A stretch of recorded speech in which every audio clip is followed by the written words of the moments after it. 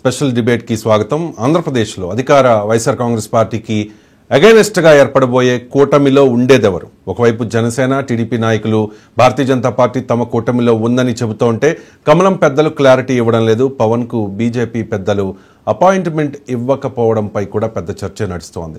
తెలుగుదేశం పార్టీతో జతకట్టే విషయంలో భారతీయ జనతా పార్టీ ఏదైనా తాత్సారం చేస్తోందా? భారతీయ జనతా పార్టీని జగన్మోహన్ రెడ్డి ఏమైనా ఇన్ఫ్లుయెన్స్ చేస్తూ ఉన్నారా? ఈ అంశాలపై ఇవాళ స్పెషల్ డిబేట్లో డిస్కస్ చేద్దాం. చర్చలో పాల్గొంటున్నారు కృష్ణరాజు గారు, senior journalist and political analyst. Krishnaraju గారు నమస్కారం. నమస్తే. ఏపీ రాజకీయాలు మొత్తం ఢిల్లీ కేంద్రంగా నడుస్తున్నాయి సార్. కోర్టు ఇప్పుడు బాల్ ఇప్పుడు బీజేపీ కోర్టులో ఉంది. బాల్ అంతే కదా. ఏమాత్రం స్టేక్స్ లేని 2019లో 100 కంటే తక్కువ ఓట్ షేర్ వచ్చిన భారతీయ జనతా పార్టీ, ఆ తర్వాత మాత్రం పెద్ద స్థాయి ఆ స్థాయిలో పుంజుకోలేని భారతీయ జనతా పార్టీ పొత్తు కోసం ఇప్పుడు తెలుగుదేశం పార్టీ ప్రయత్నం చేస్తోంది. అంటే వెంపర్లాడుతోందంటే నేను బాగున్నది కానీ ప్రయత్నం చేస్తోంది. సో ఆల్రెడీ చంద్రబాబు నాయుడు గారు ఢిల్లీ వెళ్ళి అమిత్ షాను అర్ధరాత్రి కలిసి వచ్చేశారు. సో అవుట్కమ్ ఏమీ ఎవరు చెప్పలేదు పరిస్థితి. ఇప్పుడు పవన్ కళ్యాణ్ నిన్న ఈవినింగ్ స్పెషల్ ఫ్లైట్ కూడా బుక్ అయింది, ఢిల్లీ వెళ్లాల్సి ఉంది. కానీ అది కూడా అపాయింట్మెంట్ ఫిక్స్ అవ్వని పరిస్థితి. అసలు ఏం జరుగుతోంది ఢిల్లీలో? మీకున్న విశ్వసనీయ సమాచారం ఏంటి? మాతో షేర్ చేసుకోండి దయచేసి ప్లీజ్. రవి గారు, ముందుగా మీకు అలాగే 99 వీక్షకులకు అందరికీ కూడా నమస్కారం అండి. నమస్కారం.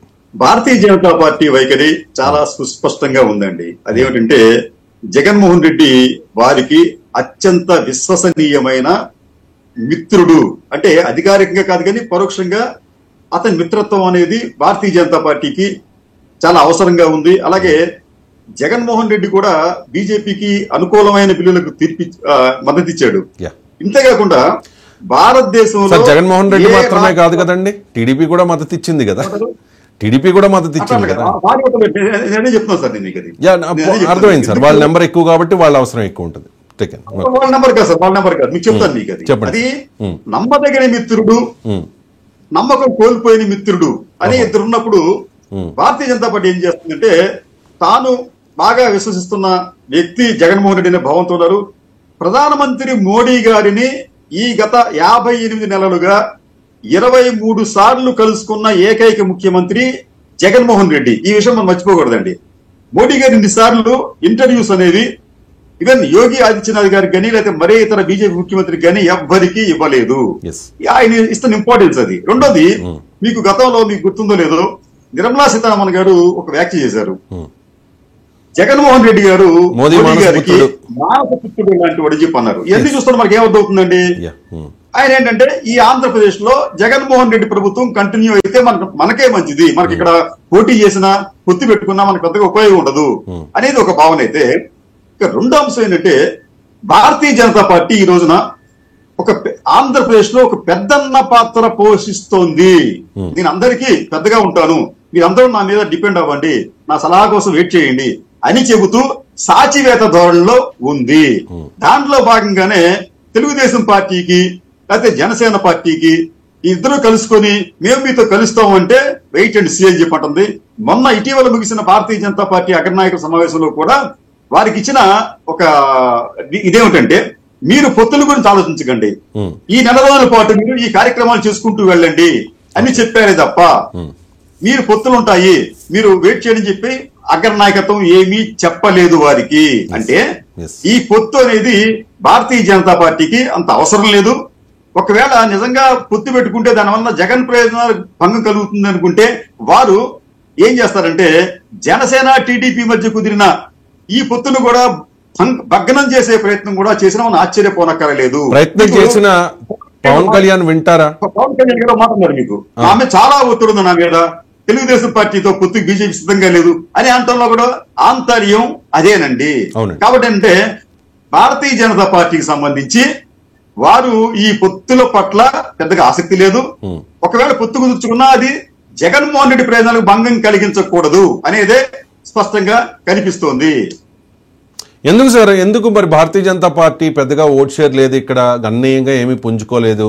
సో ఆ పార్టీతో పొత్తు పెట్టుకోవడం వల్ల ఈ రెండు పార్టీలకి అంటే టీడీపీ జనసేన ఈ కూటమికి నష్టమే తప్ప లాభం లేదనే అభిప్రాయాన్ని కూడా ఆఫ్ ద రికార్డ్ అందరూ వ్యక్తం చేస్తూ ఉన్నారు, విశ్లేషకులు కూడా అదే చెప్తూ ఉన్నారు. మరి ఎందుకు భారతీయ జనతా పార్టీ కావాలి మాతోనే ఉండాలి అని పరితపించడం వెనుక ఉన్న ఆంతర్యం ఏంటి, ఉద్దేశం ఏంటి? అట్లా పరితపిస్తున్న పార్టీ ఏది, జనసేన టీడీపీయా? మీరే చెప్పాలి సార్, నేను చెప్పకూడదు కొన్ని. అలా పరితపిస్తున్న పార్టీ ఆల్రెడీ భారతీయ జనతా పార్టీతో జనసేన పొత్తులో ఉంది.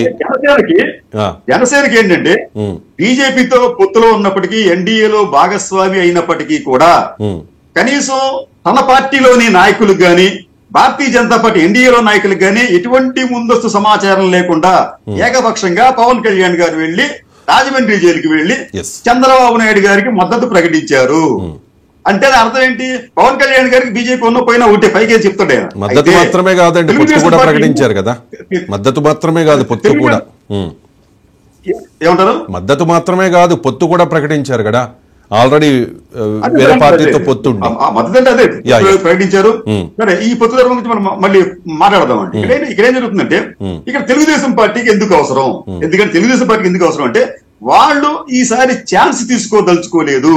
ఈవెన్ భారతీయ జనతా పార్టీకి 2% 3% ఓట్లు ఉంటే అవి కూడా మన గెలుపోవటమల్ని నిర్ణయించవచ్చు అనే భావనతో మనం కొన్ని సీట్లు సాక్రిఫైస్ చేద్దామని చెప్పి తెలుగుదేశం పార్టీ వారు అందుకు సిద్ధంగా ఉన్నారు. ఇక్కడ ఏంటంటే మనకు ఆసక్తికరమైన విషయం గమనించాలండి. చిన్న విషయం, తెలుగుదేశం పార్టీ చిన్న పాయింట్ అడుగుతా సార్ మీకు. 2019 ఎన్నికల్లో 39% తెలుగుదేశం పార్టీకి, 6% జనసేన పార్టీకి, 100 కంటే తక్కువ భారతీయ జనతా పార్టీకి వచ్చాయి.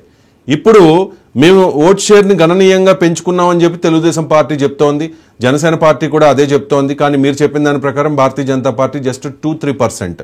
మరి అలాంటి అయినప్పుడు ఒకసారి వాటాలు వంతుల కింద లెక్కేస్తే మరి జనసేన పార్టీకి 30 లేదా 35 మధ్య మాత్రమే సీట్లు ఇచ్చే అవకాశం ఉందని చర్చ జరుగుతోంది, అదే ప్రచారం జరుగుతోంది. పవన్ కళ్యాణ్ కూడా క్లారిటీగా చెప్పేశారు, అందరికీ సీట్లు రావు, త్యాగాలకు సిద్ధం కండి, మన లక్ష్యం జగన్ని ఓడించడమే అని చెప్పి చాలా క్లియర్గా కొంతమందికి చెప్పేస్తున్నారు. మీకు సీట్లు ఇవ్వలేము, ఇప్పుడు నెక్స్ట్ తర్వాత ఏదైనా నామినేటెడ్ పోస్టులో లేకపోతే ఎమ్మెల్సీ లేకపోతే ఇంకోటి ఏదైనా ఇచ్చే అవకాశం ఉంది, కానీ మీరు ఈసారికి మద్దతు ఇవ్వండి అని చెప్పి. అలాంటప్పుడు భారతీయ జనతా పార్టీకి ఎంత ఇవ్వాలి సార్? ఒక 5-10 అంతే కదా మీరు చెప్పిన లెక్క ప్రకారం. కానీ భారతీయ జనతా పార్టీ 7 నుంచి 8, 9 లోక్సభ స్థానాల్ని, 20 నుంచి 30 వరకు అసెంబ్లీ స్థానాల్ని అడుగుతోందనే సమాచారం కూడా ఉంది సార్. అడిగారట కూడా కొన్ని పత్రికలు దీనికి సంబంధించి ప్రచురించాయి. 4:2:1 అని చెప్పి 4:2:1 కూడా పెద్ద ఎత్తున వార్తలు వచ్చాయి సార్. ఇక్కడ మనకేంటంటే ఈ టైట్ కాంటెస్ట్ లో మీకు 2014 మీకు ఒక ఉదాహరణ అండి. ఆ రోజున అధికారం పొందిన తెలుగుదేశం పార్టీకి అధికారం రాకుండా ఉన్న వైసీపీకి మధ్య ఉన్న గ్యాప్ ఎంత అండి? 1.5 ఓట్స్ అంటే దాదాపు 5.5 లక్షల ఓట్లు అంతే. 6 లక్షల ఓట్లు మించి లేవు అక్కడ. అంటే ఇక ప్రతి ఓటు కూడా కౌంట్ అవుతుందండి. సరే, ఈ విషయం చంద్రబాబు నాయుడు గారికి బాగా తెలుసు. అయితే ఆయనకున్న ఇదేంటంటే, తెలుగుదేశం పార్టీ ఆయన నాయకత్వంలో క్రమంగా ప్రజాదరణను కోల్పోతోంది. ఈ విషయం ఆయన కూడా గమనించారండి. అంతేకాకుండా దాదాపు 40 సీట్లలో 40 అసెంబ్లీ స్థానాల్లో గత 20 సంవత్సరాలుగా తెలుగుదేశం పార్టీ ఒక్కసారి కూడా గెలవలేదు. దీన్ని మనం ఎట్లా అర్థం చేసుకుంటామండి? 40 అసెంబ్లీ స్థానాల్లో తెలుగుదేశం పార్టీ గత 20 సంవత్సరాలు 4 ఎన్నికల్లో ఒక్క అసెంబ్లీ స్థానాన్ని కూడా పొందలేదు. ఫర్ ఎగ్జాంపుల్ మనకి దీన్ని ఒక లెక్క చేద్దాం సార్. ఇక్కడ ఈ అవుట్ ఆఫ్ 175 లో ఈ 40 తీసేద్దాం అనుకుందాం అనుకోండి, మిగిలింది ఎంతండి? 135. ఈ 135లో వారు గెలవాలి అంటే కనీసం 90 స్థానాలు తెలుగుదేశం పార్టీకి రావాలి. ఇది చాలా టైట్ పొజిషన్, రావడం కష్టమే.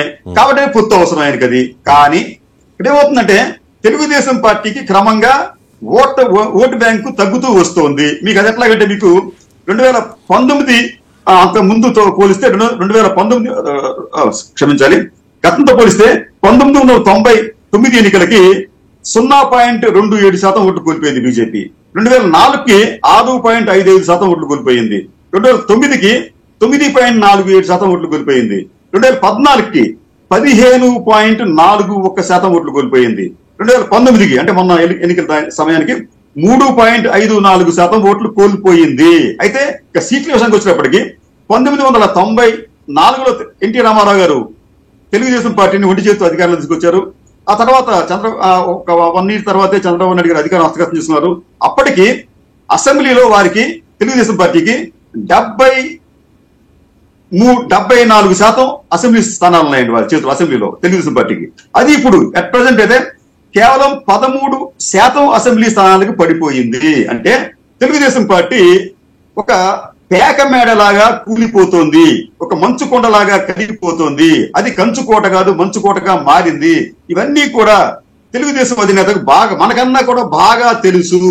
అందుకనే ఆయన ఈ కూలిపోతున్న సామ్రాజ్యాన్ని కాపాడుకోవడం కోసం అని చెప్పి అవసరం వస్తే మీరు వద్దు మాకు వద్దు అని చెప్పినప్పటికీ కూడా భారతీయ జనతా పార్టీకి ఆయన ప్రాధాన్యత ఇస్తున్నారు. ఆ పార్టీతో పొత్తు పెట్టిన ప్రయత్నం చేస్తున్నారు. ఇదంతా చూస్తూ ఉంటే ఈ పొత్తులు అనేవి కేవలం అధికారం కోసం చేస్తున్న ఒక తంతులాగా మాత్రమే కనిపిస్తోంది. ఇక్కడ మీకు క్వశ్చన్ చెప్తాను సార్ ఇక్కడ రవి గారు. ఈ పొత్తులు అనేవి ప్రజాస్వామ్య వ్యవస్థలో 2 రకాలుగా ఉంటాయండి. ఒకటి ప్రజా పరిరక్షణ కోసం, ప్రజా ప్రయోజనాల కోసం, సంక్షేమం కోసం కుదుర్చుకునే పొత్తులు రాజకీయమే. రెండోది అధికారమే పరమావధిగా కుదుర్చుకునే పొత్తులు.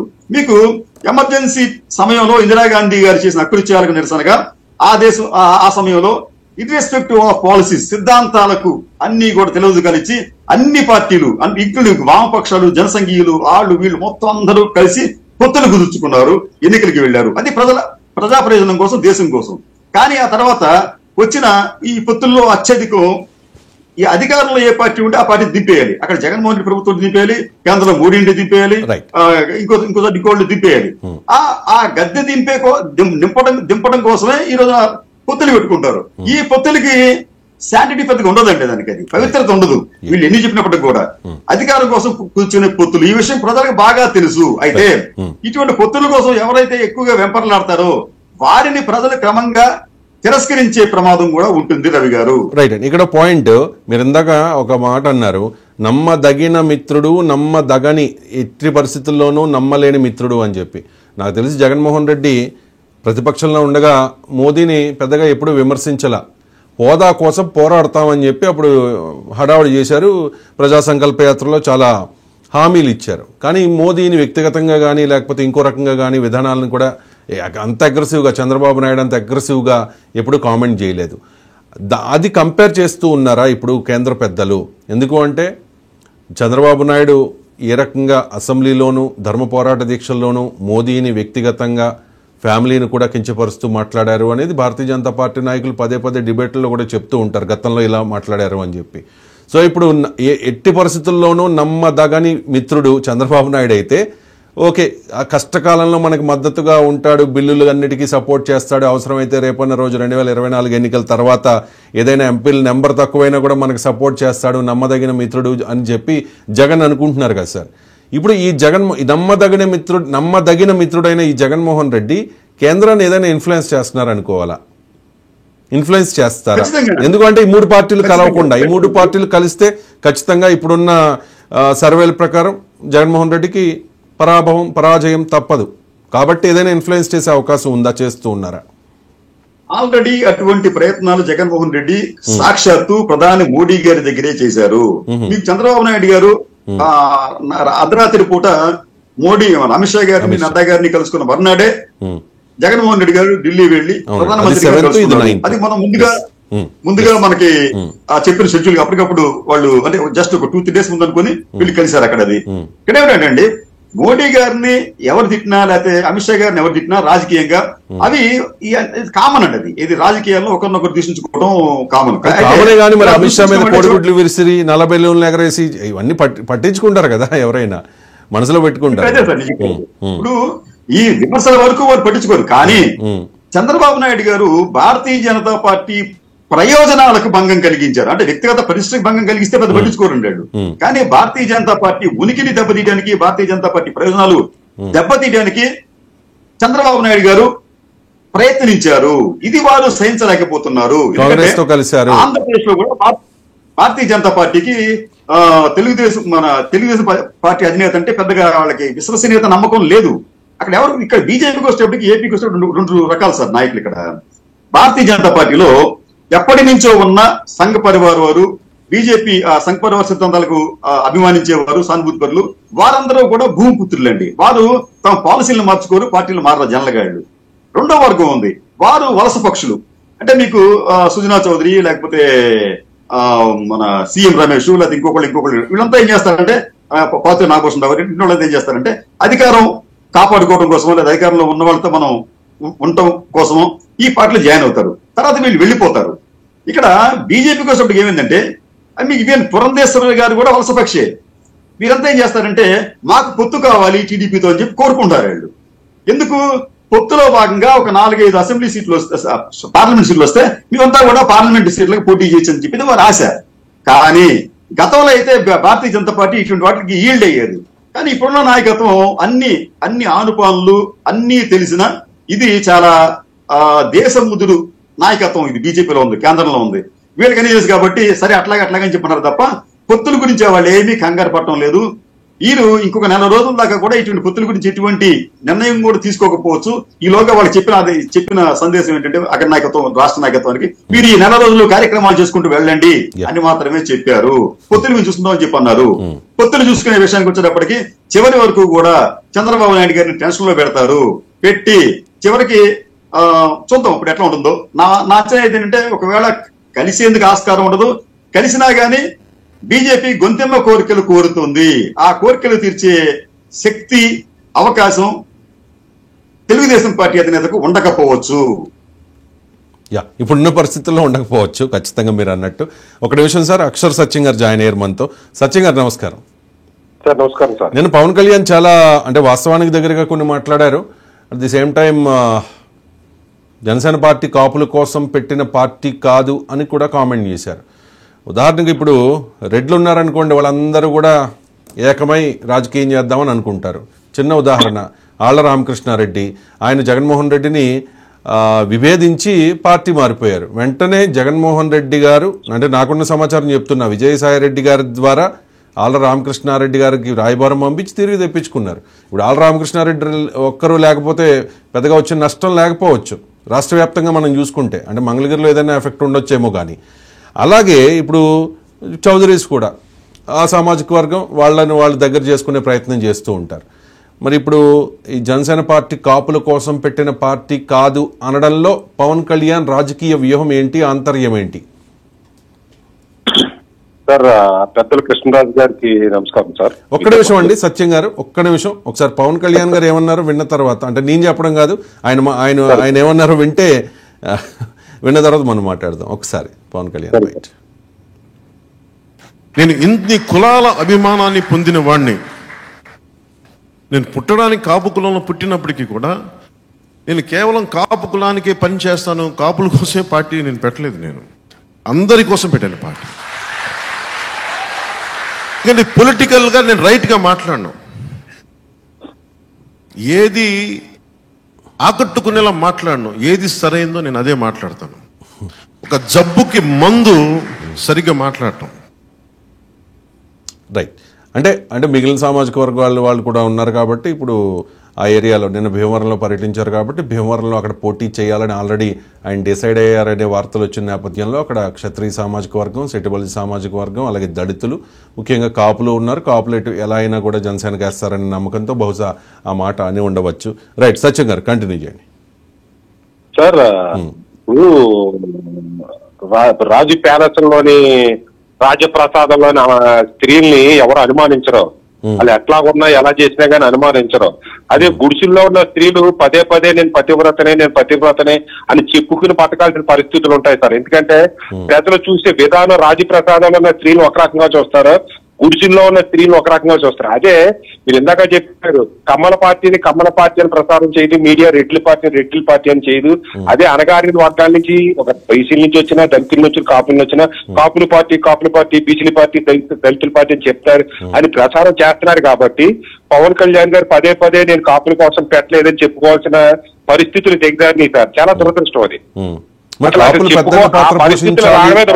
కాపులు పెద్దన్న పాత్ర పోషించాలి అని చెప్పింది ఆయనే కదండి, పవన్ కళ్యాణే కదా సార్. కాపులు పెద్దన్న పాత్ర పోషించమంటే కాపులంతా రాజ్యాధికారం సాధించేస్తారని కాదు సార్.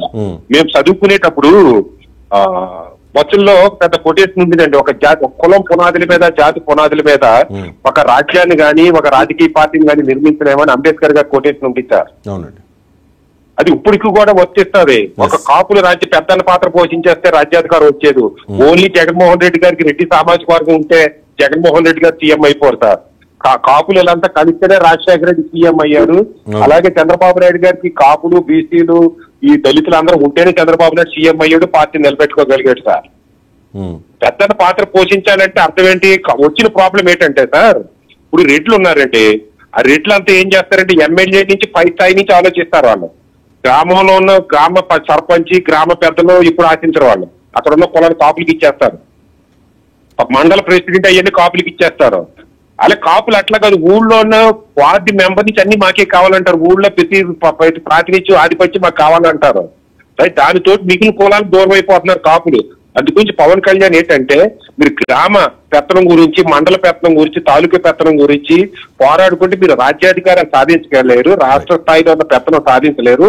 మీరు అది సాధించాలంటే ఇది పవన్ కళ్యాణ్ టార్గెట్ ఒకటే. పవన్ కళ్యాణ్ టార్గెట్ అధికారం కాదు, ఆయన నమ్ముకున్న నాయకులందరికీ సీట్లు ఇప్పించడం కూడా కాదు, జగన్మోహన్ రెడ్డి ముఖ్యమంత్రి కాకూడదు అన్నదే ఆయన ఫస్ట్ ప్రయారిటీ కదండి. ఇప్పుడు దానికోసం ఎన్నో మాటలు వైసీపీని అన్నారు, జగన్మోహన్ రెడ్డిని మాట్లాడారు, అన్నీ చేశారు. చివరికి భారతీయ జనతా పార్టీ ఇప్పుడు కలిసి వస్తుంది అనుకున్న క్రమంలో ఇప్పటికే తెలుగుదేశం పార్టీ, జనసేన ఈ రెండు పార్టీల నాయకులు కూడా చాలా ఓపెన్గా చెప్పేస్తున్నారు. మన కందుల దుర్గేష్ చెప్పేశారు, జనసేన పార్టీ, టీడీపీ, బీజేపీ మేము కలిసి వెళ్తున్నామని చెప్పేసి. నేను పవన్ కళ్యాణ్ కూడా చెప్పేశారు, భారతీయ జనతా పార్టీని నేను చాలా కష్టించి ఒప్పించాను, అసలు కలవడం వాళ్ళకి అంత ఇష్టం లేదు అన్నట్టుగా ఆయన ఓపెన్గా చెప్పేసిన పరిస్థితి. కానీ Bharatiya Janata party still silent అండి. ఏంటి, ఒకవేళ భారతీయ జనతా పార్టీ ఈ రెండు పార్టీలతో కలవని పరిస్థితుల్లో మరి పవన్ కళ్యాణ్ కూడా టీడీపీతో ఉంటారా? అంత సాహసం చేయగలుగుతారా? అప్పుడు అనుకున్నది సాధించగలుగుతారా? అంటే సార్ ఇక్కడ ఒక విషయం అండి, ఇప్పుడు భారతీయ జనతా పార్టీ లక్ష్యం వేరు, జనసేన పార్టీ లక్ష్యం వేరు, టీడీపీ యొక్క ఆబ్జెక్ట్ వేరండి. ఎందుకంటే ఫర్ ఎగ్జాంపుల్ బీజేపీ ఉందండి, ఇందాక కృష్ణరాజు గారు చెప్పారు, దాన్ని నేను వర్డ్స్ మార్చి చెప్తా. ఇప్పుడు ఒక అమ్మాయి దగ్గరికి అబ్బాయి నేను పెళ్లి చేసుకుంటాను మీ అమ్మాయిని అంటే ఎన్ని అనుమానించి కులం తక్కువ, కూడు తక్కువ అని తిరిగి నాకు ఎంత ఇస్తా ఉంటాడు. జనసేన పరిస్థితి కూడా అదే. చంద్రబాబు నాయుడు గారి దగ్గరికి వెళ్ళడంతో నీకు 3 ఇస్తాను, 4 ఇస్తాను, తిరిగి రాస్తే నాకు ఎన్ని సీట్లు ఇస్తారా, నాకు ఎంత డబ్బులు ఇస్తాను పరిస్థితి దిగిదారింది. బీజేపీ పరిస్థితి అలాగా తన కాళ్ళ దగ్గర రప్పించుకుంటున్నాడు కాబట్టి నాకు 25 ఎంపీ సీట్లకు 37 అడుగుతారు. ఎందుకంటే బీజేపీకి ఇప్పుడు కూటమిలోకి వస్తే కొన్ని వేల కోట్లు, ఎంతో కొంత కొన్ని వందల కోట్లని ఖర్చు పెట్టాలి గెలవటానికి. అదే వైసీపీ మద్దతు ఉంటే ₹1 ఖర్చు పెట్టుకుంటే 25 ఎంపీలు మద్దతు ఉంటుంది కదా. వైసీపీ గెలిస్తే ₹1 ఖర్చు పెట్టక్కర్లేదు, ఒక నాయకుని తయారు చేయక్కర్లేదు, మళ్ళీ ఇది గెలిచిన కానీ ఇంటర్నల్ పాలిటిక్స్ అటాక్ పెంచుకోవాల్సిన అవసరం లేదు. బీజేపీ ఆబ్జెక్టివ్, బీజేపీ యొక్క స్నేహితులు అవన్నీ డిఫరెంట్ అండి. దాన్ని జనసేనకి పోల్చకూడదు. మీరు ఇందాక అన్నారు జనసేన ఆబ్జెక్టివ్, పవన్ కళ్యాణ్ ఆబ్జెక్టివ్ ఏది జగన్మోహన్ రెడ్డి, అది తప్పు సార్. మన ఆలోచన విధానమే తప్పు. ఆయన అన్న మాట నేను చెప్తున్నానండి సార్, ఆయన అన్న మాట జగన్మోహన్ రెడ్డి ఎట్టి పరిస్థితుల్లోనూ మరొక్కసారి సీఎం కాకూడదు, ఈ ప్రభుత్వం మళ్ళీ రాకూడదు, ఈ పార్టీ మళ్ళీ అధికారంలోకి రాకూడదు, ఆయన చెప్పిన మాట కదా. అదే మన ప్రాధాన్యం. నేను అదే చెప్తున్నాను సార్. నేను వివరించేది ఏంటంటే, సపోజ్ రేపొద్దున జగన్మోహన్ రెడ్డి గారు మళ్ళీ సీఎం అయ్యారు సార్ అనుకుందాం, రైట్? పవన్ కళ్యాణ్ గారు ఓడిపోయారు అనుకుందాం సార్. పవన్ కళ్యాణ్ కి వచ్చిన నష్టం ఏంటంటే పోయి సినిమాలు తీసుకుంటాడు. కనీసం ఆయన దగ్గర ఒక ఏ ప్రొడ్యూసర్ లేకపోతే తన కొడుకున్నాడు, రామ్ చరణ్ ఉన్నాడు, చిరంజీవి గారు ఉన్నారు, వాళ్ళు ప్రొడ్యూస్ చేసి 2 సినిమాలు ఇచ్చేస్తామని క్లిక్ అయిపోతాడు. నష్టం వచ్చేది ఈ రాష్ట్రంలో ఉన్న ప్రజలకు నష్టం. అదే పవన్ కళ్యాణ్ నమ్ముకున్న సామాజిక వర్గాలు కావచ్చు, లేదా పవన్ కళ్యాణ్ పార్టీని నమ్ముకున్న సామాజిక వర్గాలు కావచ్చు, లేదా ప్రజలు కావచ్చు. ఒక పక్కన కొండలు దోచేస్తున్నారు, గుట్టలు దోచేస్తున్నారు, ఒక స్వేచ్ఛ లేదు, మాట్లాడే హక్కు లేదు. ఇటువంటి పరిస్థితుల్లో ప్రభుత్వం మారాలని ప్రజలు కోరుకుంటున్నారు. కాబట్టి ఇప్పుడు వాస్తవంగా చెప్పుకుని మాట్లాడుకోవాలంటే అక్షర సత్యం గారు మీకు తెలియంది కాదు, ఆనాడు ప్రజారాజ్యం టైంలో చంద్రబాబు నాయుడు గారు, తెలుగుదేశం పార్టీ నాయకులు వీళ్ళందరూ పార్టీ మీటింగ్స్ పెట్టుకుని చిరంజీవి గారి నానా మాటలు అని జనసేన ప్రజారాజ్యం పార్టీకి మద్దతుగా ఉన్న కాపులందరితో ప్రమాణాలు చేయించుకున్నారండి. ఆనాడు చంద్రబాబు నాయుడు గారు ప్రమాణం చేయమన్నారట. ఏమని? ప్రజారాజ్యం పార్టీకి ఎట్టి పరిస్థితుల్లోనూ మీ మద్దతు ఇవ్వము అని చెప్పి. అది నచ్చక కొంతమంది బయటకు వచ్చేసారు వెస్ట్ గోదావరి జిల్లాలో ఆ పార్టీ నుంచి. అంటే మీకు తెలియంది కాదు, చెప్తున్నా. అంటే రాజకీయం ఎలా ఉంటుంది అనేది.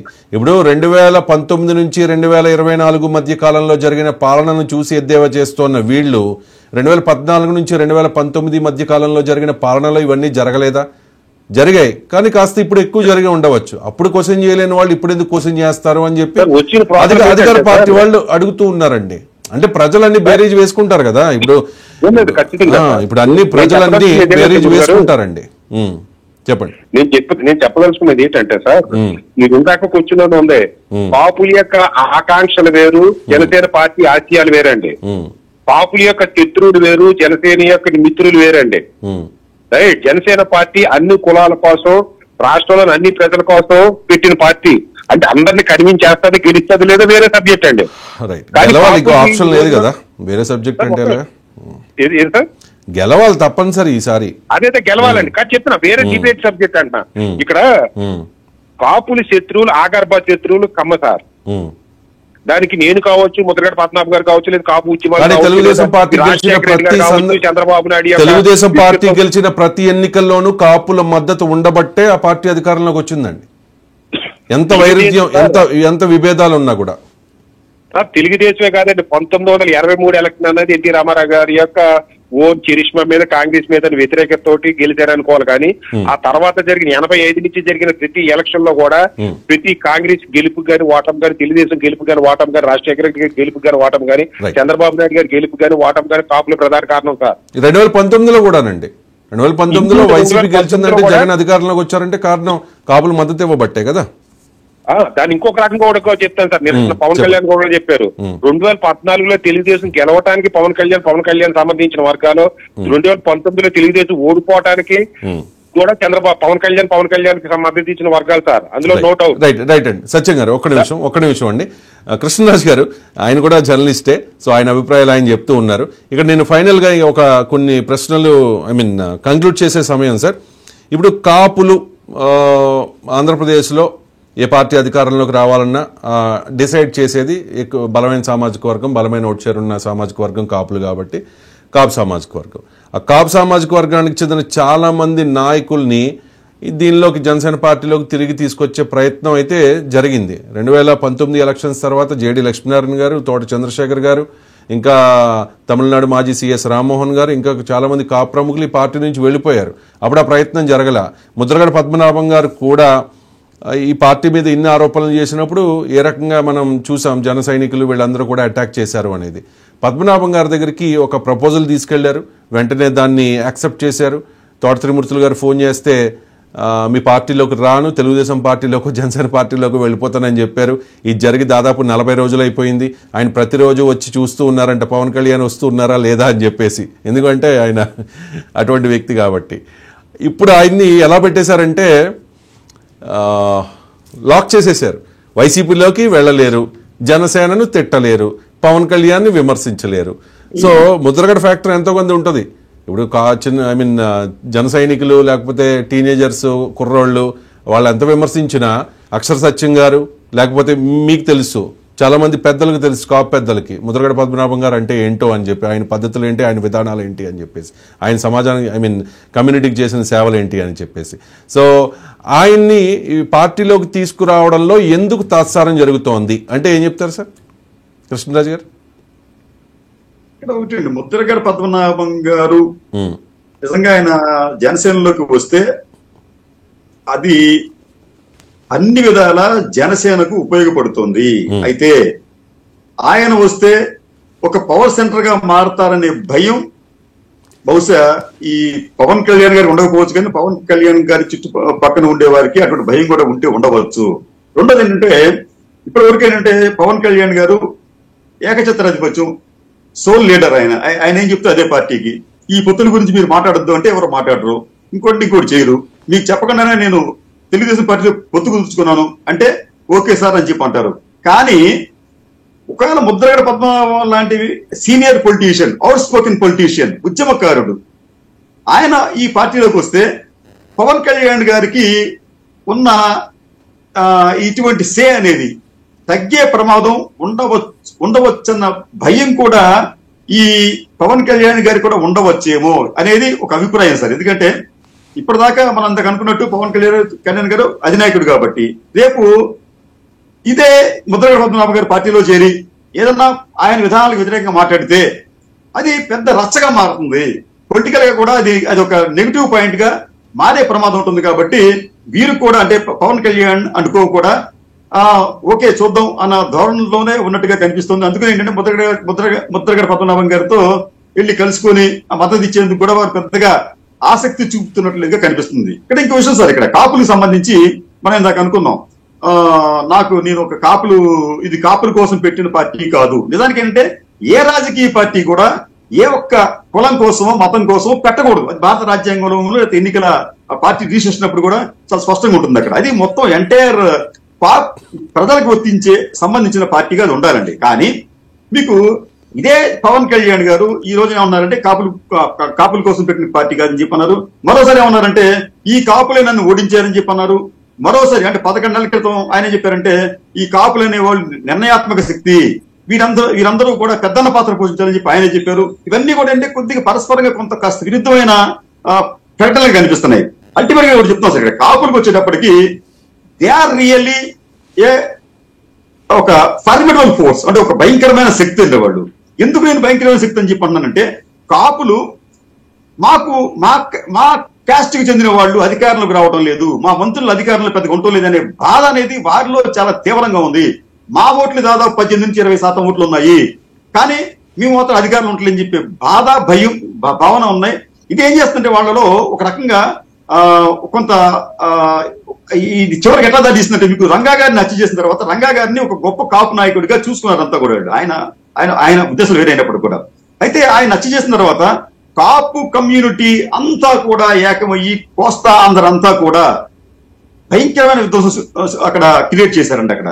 ఆ తర్వాత మీకు ముద్రగడ పద్మనాభం గారు ఆయన కాపు రిజర్వేషన్ కోసం అని చెప్పి ఒక పిలిపిస్తే లక్షలాది మంది తరలి వెళ్లారు. ఆ తరలి వెళ్ళిన వాళ్ళంతా కూడా మన రత్నాచల్ ఎక్స్ప్రెస్ ని తగలబెట్టారు. ఇదంతా చేసింది కాపు కమ్యూనిటీకి సంబంధించిన వాళ్ళే, దాంట్లో సందేహం లేదు. అంటే కొంతమంది అసాంఘిక శక్తులు చేరాలని చెప్పనొచ్చు. అసాంఘిక శక్తులు చేరినప్పటికీ కూడా వారిని నియంత్రించి నిరోధించే శక్తియుక్తులు ఈ కాపు కమ్యూనిటీకి ఉంటాయి ఆ రోజున అక్కడ. థర్డ్ కి వచ్చేటప్పుడు మీకు కోనసీమ జిల్లాకి అంబేద్కర్ కోనసీమ జిల్లా అని పెడితే దానిని కూడా కాపులు అంగీకరించకుండా మొదట్లో కాపు బలిజలు కూడా వారేం చెప్పారంటే వారు భయంకరమైన విధ్వంసం సృష్టించి వైసీపీకి చెందిన ఒక మంత్రి, ఒక శాసనసభ్యుడి ఇంటిని పూర్తిగా తగలబెట్టారు. అంటే ఇక్కడ ఏమవుతుందంటే కాపులు రగిలిపోతున్నారు. అవసరం వస్తే మేము ఈ రాష్ట్రాన్ని రగల్చగలం అనే ఒక సంకేతాలని వారు ఇప్పటి వరకు 3 సార్లు ఇచ్చారు. ఈ విషయాన్ని మిగతా వర్గాలు వారు కూడా గమనించాలి. కాపులు అనే ఒక పులి మీద, ఆ కాపులు అనే ఒక సెంటిమెంట్ మీద పవన్ కళ్యాణ్ గారు స్వారీ చేస్తున్నారు. ఈ స్వారీ చేసే సమయంలో ఆయన కాపుల ప్రయోజనాలకు భంగం కలిగించే విధంగా నిర్ణయం తీసుకుంటే ఆ పులే ఈ సెంటిమెంటే ఆయన్ని మింగేసినా మనం ఆశ్చర్యపోనక్కర్లేదు. కాపులకు వచ్చేటప్పటికి ప్రధానంగా 3 వర్గాలు ఉన్నారు సార్ అక్కడ. ఒక కాపుల్లోని ఒక వర్గం చాలా లాయల్ గా తెలుగుదేశం పార్టీకి, కాపుల్లో 2వ వర్గం చాలా లాయల్ గా వైసీపీకి ఉన్నారు. వాళ్ళు ఏంటంటే ఆత్మాహుతి దళాలలాగా ఆ పార్టీలకు పనిచేస్తున్నారు. ఆ పార్టీ అధినేతలు ఎవరైనా అంటే ఈ కాపు నాయకులు ఊరుకోవటం లేదు. ఇక 3వ వర్గం మాకు రాజ్యాధికారం కావాలి అని భావించే 3వ వర్గం ఒకటి ఉంది కాపుల్లో. ఇక్కడ అన్ఫార్చునేట్ థింగ్ ఏంటంటే వీరి మధ్యన ఏకాభిప్రాయం లేకపోవటం, వీరిని లీడ్ చేసి ఒక నాయకుడు లేకపోవటం, ఎవరైనా ఒక నాయకుడు ఉన్నప్పుడు కూడా వారి దగ్గర స్థిరత్వం స్థిమితం లేకపోవటం. ముద్రగడ పద్మనాభం గారిని అనుకున్నారు ఆయన ఒక నాయకుడు. ఆయన ఉద్యమం నుంచి తప్పుకున్నానని చెప్పేశారు, రాజకీయాల్లో కొనసాగుతూ ఉద్యమం నుంచి తప్పుకున్నానని చెప్పారు. భవిష్యత్తులో కూడా ఉద్యమాన్ని ఆ భారాన్ని మోస్తాను, భుజానికి ఎత్తుకుంటానని కూడా ఆయన చెప్పలేదు. సార్ ముద్రగడ పద్మనాభం ఒక నాయకుడిగా భావించారు కాపు కమ్యూనిటీ. ఆయన మధ్యలో కాడి కొండ వదిలేశారు. ఆయన జగన్మోహన్ రెడ్డి గారు కాపులతో సంబంధం లేదు, నాకు అందరూ కావాలని చెప్పి అంటాడు ఆయన. ఇవన్నీ చూస్తామంటే కాపుల్లో ఏంటంటే ఈ థర్డ్ ఫోర్స్ ఏదైతే ఉందో దానిని గ్యాలనైజ్ చేసి దాన్ని యాక్టివ్ చేసే ఒక నాయకుడు అయితే ఇప్పటి వరకు కనిపించలేదు. అది కనిపించేంత వరకు కూడా కాపుల్లో అసంతృప్తి రగులుతూనే ఉంటుంది. పవన్ కళ్యాణ్ లో ఏమన్నా చూస్తున్నారా ఆ శక్తి? పవన్ కళ్యాణ్ లో ఉందని ఆయన కనిపించట్లేదండి. కనిపించట్లేదా? ఓకే, రైట్ అండి. ఎందుకు అంటే ఆయన చెప్పలేదు కదా కాపులకు రాజ్యాధికారం అని కానీ లేకపోతే కాపులకు రిజర్వేషన్లు అని కానీ ఆయన ఎప్పుడు మాట్లాడినా కూడా మాట్లాడలేదు. ఎప్పుడైనా అనొచ్చు కానీ ప్రయారిటీ దానికి ఇవ్వలేదు. థ్యాంక్ యూ సో మచ్ అండి కృష్ణరాజు గారు. చూద్దాం మరి పవన్ కళ్యాణ్ ఢిల్లీ పర్యటన వాయిదా పడింది. ఇప్పటి వరకు అయితే మనకున్న సమాచారం మేరకు అపాయింట్మెంట్ దొరకలేదు. మరి ఇవ్వాలి అనుకుంటే 1 గంటలో అప్పటికప్పుడు అపాయింట్మెంట్స్ ఇచ్చేసే భారతీయ జనతా పార్టీ పెద్దలు మరి ఎందుకు ఇవ్వట్లేదు? కేఏ పాల్కు 1 అవర్లో వచ్చింది. మీకు తెలుసా కృష్ణరాజు గారు? లాస్ట్ టైం అమిత్ షాని కలిశారు, 1 అవర్లో అపాయింట్మెంట్ అడిగిన వెంటనే ఇచ్చేశారంట. సో మరి అంటే భారతీయ జనతా పార్టీ రాజకీయ ప్రయోజనాలు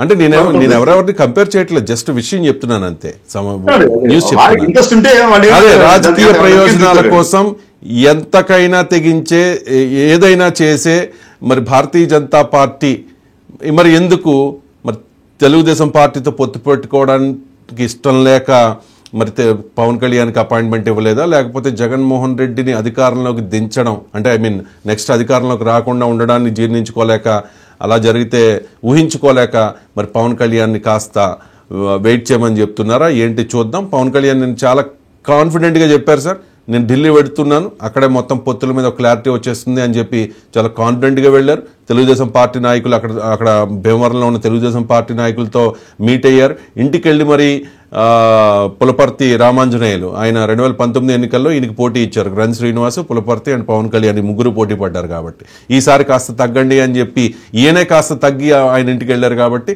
మొత్తం మీద అంతా సెట్ అవుతుంది అనుకునే క్రమంలో వీళ్ళు అపాయింట్మెంట్ ఇవ్వకపోవడం సరికొత్త ప్రశ్నలు లేవనెత్తుతోంది. చూద్దాం మరి ఏం జరగబోతోంది అనేది. భారతీయ జనతా పార్టీ ఇంకెంతకాలం సైలెంట్గా ఉంటుంది మరి వీళ్ళే ఒకవేళ ఆ పార్టీ సైలెంట్గా ఉంటే ఆ పార్టీ టీడీపీ జనసేనతో కలిసి రావడానికి ఇష్టపడకపోతే మరి పవన్ కళ్యాణ్ స్టెప్ ఎలా ఉంటుంది అనేది చాలా ఇంట్రెస్టింగ్గా ఉంది. చూద్దాం మరి ఏం జరగబోతోంది అనేది.